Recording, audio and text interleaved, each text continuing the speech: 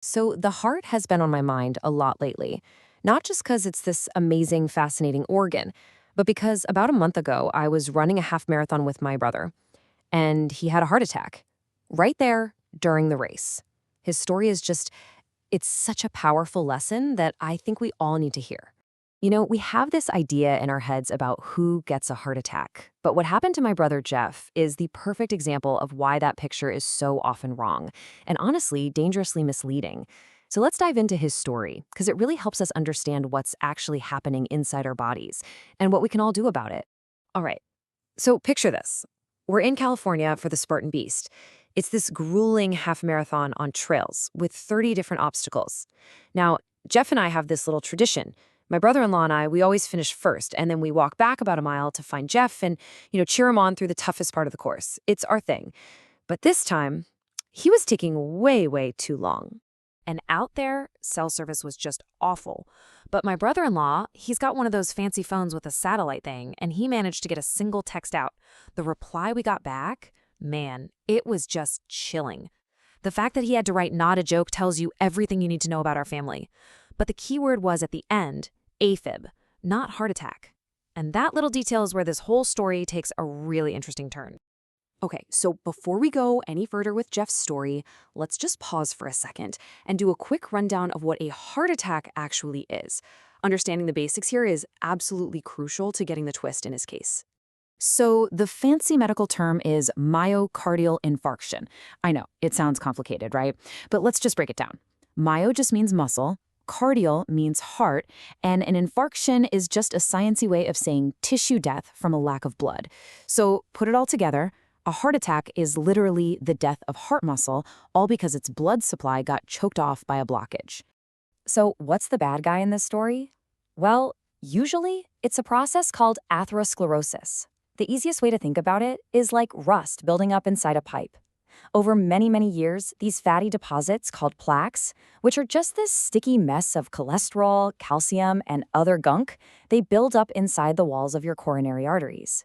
And those are the very arteries that feed your heart muscle with blood and oxygen. Now, here's the really scary part about this whole process. This isn't something that happens overnight. No, it's a slow, silent, sneaky buildup that can take decades, often with zero symptoms. Absolutely none. And get this. This is the part that just blows my mind. You often won't feel a single thing, not even, say, chest pain when you're working out really hard, until an artery is about 70% blocked. I mean, just think about that. A major fuel line to your heart could be almost completely clogged, and you might have absolutely no idea. So the critical thing to understand is that it's not usually the slow narrowing that causes the big event. The most common way a heart attack happens is when one of these plaques suddenly breaks open, it ruptures. Your body, trying to be helpful, rushes in to heal that rupture by forming a blood clot. But sometimes that clot gets too big and it completely blocks the artery, and boom, that's your classic sudden heart attack. Okay, so let's get back to my brother Jeff, because his situation, it did not follow that classic script at all. What the doctors uncovered at the hospital revealed a totally different kind of cardiac events. It was a whole different ballgame. So at the hospital, they confirmed that text. He was in atrial fibrillation, or AFib, basically an irregular, totally chaotic heartbeat. They actually had to shock his heart to get it back into a normal rhythm.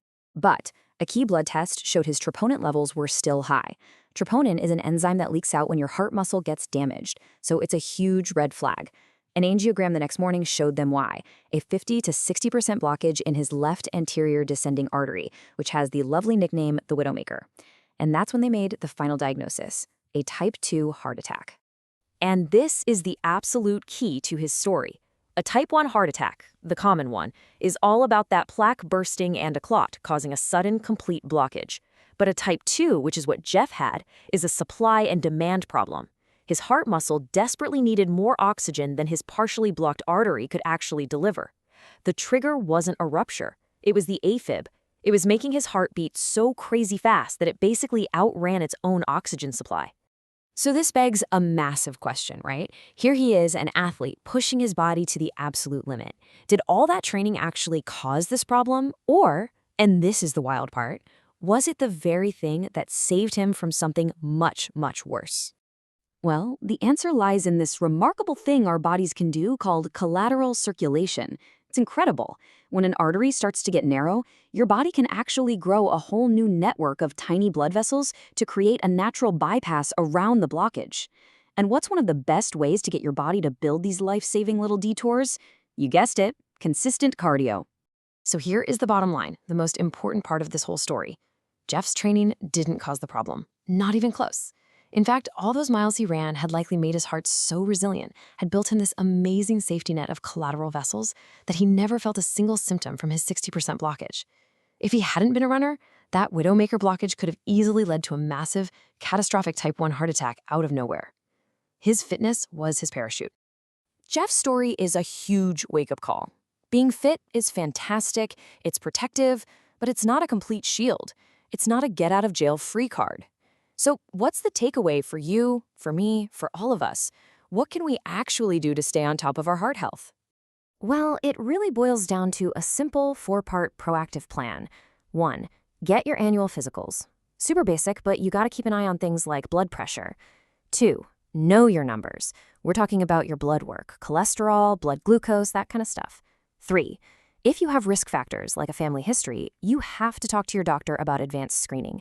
And 4, none of this replaces the foundation, which is a healthy lifestyle, exercise, diet, sleep, and managing stress. Now, when I say advanced screening, what am I even talking about? Well, 2 of the most common tests are a coronary artery calcium scan, or a CAC scan. It's a really quick CT scan that just measures how much calcified plaque is in your arteries. And if that scan shows something a little concerning, your doctor might order a CT angiogram, which gives a much more detailed 3D picture of exactly what's going on. My brother, by the way, is doing great now. He's working with his cardiologist and getting everything managed. But his story leaves all of us with a really critical question to think about. We've learned that your fitness is an incredible asset. It builds a tougher, more resilient heart, but it doesn't make you bulletproof from the silent buildup of plaque. So the real question you have to ask yourself is this: do you truly know what's happening inside your own arteries?